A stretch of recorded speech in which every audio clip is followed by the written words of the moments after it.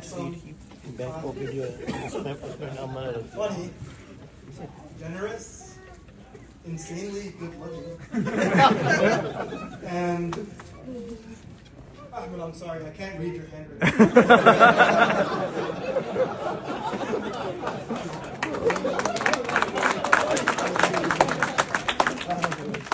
Alright, I'll start with my actual speech. I swear I did not use ChatGPT for this one. This one came from the heart. It took me about 6-7 days. Oh no.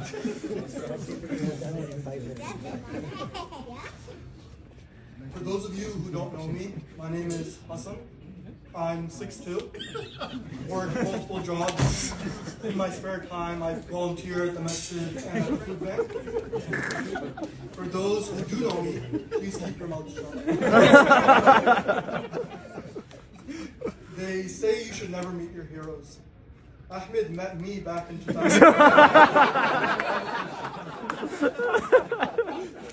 Ahmed first met me back in 2011 at W. Erskine Johnson Elementary School. I believe our friendship began by chance as we, along with the other Desi kids, banded together for our love of Pokemon. We made a gang called BLT, Brown Large Timbits. We all had nicknames. I was Big Tree. Omar in the crowd, his name was Plum Sauce. And Ahmed was Chocolate Chip. However, halfway through the year, there was a falling out in the gang due to politics, and we all disbanded. Ahmed and I reunited at the end of grade 8. At our graduation ceremony, we both won the Outstanding Academic Achievement Award. This award was granted to students with the highest GPAs. His GPA was actually higher than mine, so rather than friends, I recognized him as my rival. In high school, we were inseparable, having the most fun during our favorite period, lunch. We used to sneak into the auditorium almost every day, even after being kicked out multiple times, or go to Kannada Cash and Carry for the samosas and mango juice.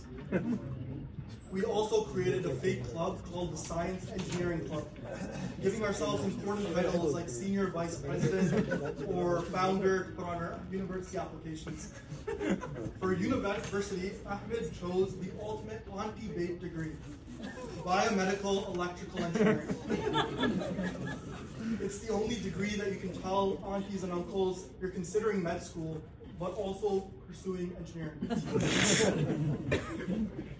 Although we had different programs in university, we almost found time almost every day to hang out.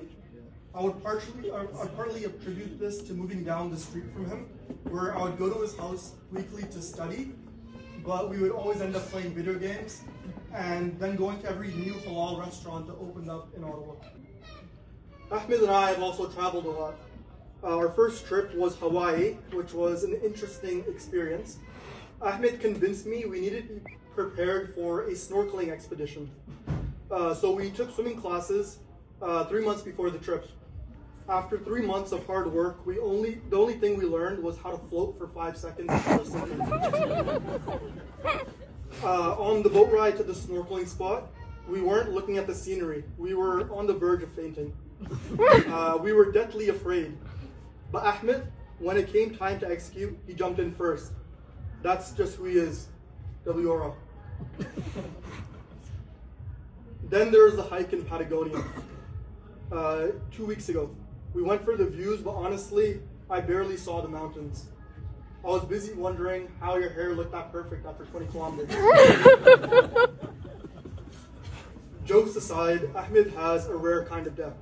He's a person who doesn't just show up for celebrations, but stands firmly beside you during the difficult times. He's been my unofficial therapist for years. He has incredible listening skills. He doesn't just hear you, he looks at problems from every angle before giving advice. Ahmed has also been my personal chauffeur for years. I realize today that you are stealing my driver.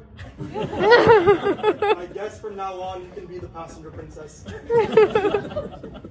But in all honesty, as much as I miss our car rides, I'm so happy he has someone new to drive through life with.